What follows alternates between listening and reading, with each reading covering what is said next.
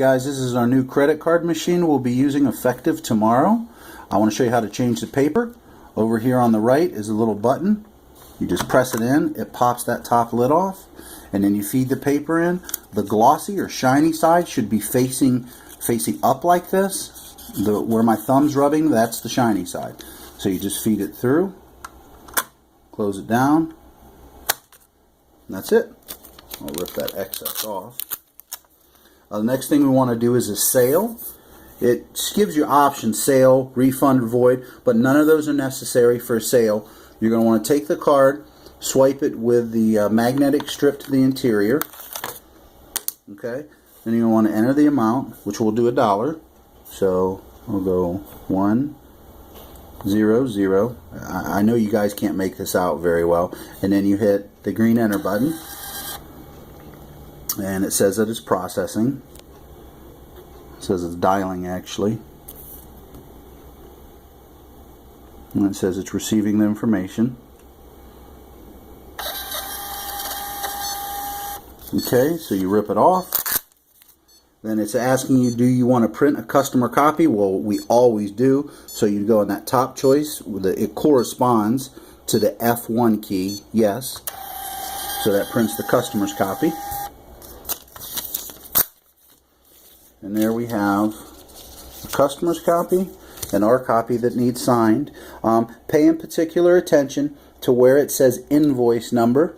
Right there, it's got a bunch of zeros and then the number 2.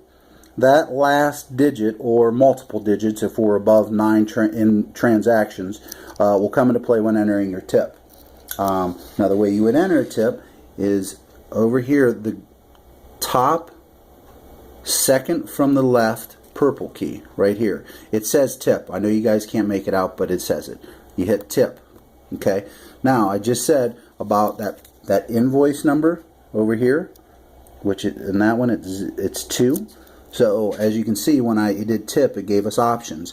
At the top it says server, second one down is amount, then account, invoice. We want to go to the last one right here, invoice. So you hit that, and it's going to access invoice number, which like I just showed you, that's number 2. Come on, focus. 2. You don't need all the zeros, so you hit 2 and then the enter key. Okay, and it shows our $1 sale, and then we'll enter a 50-cent tip here. So I'm going to go 50. Oh, I fucked up. My bad. You have to hit adjust first. That brought us to the transaction. You hit adjust, which is the top option.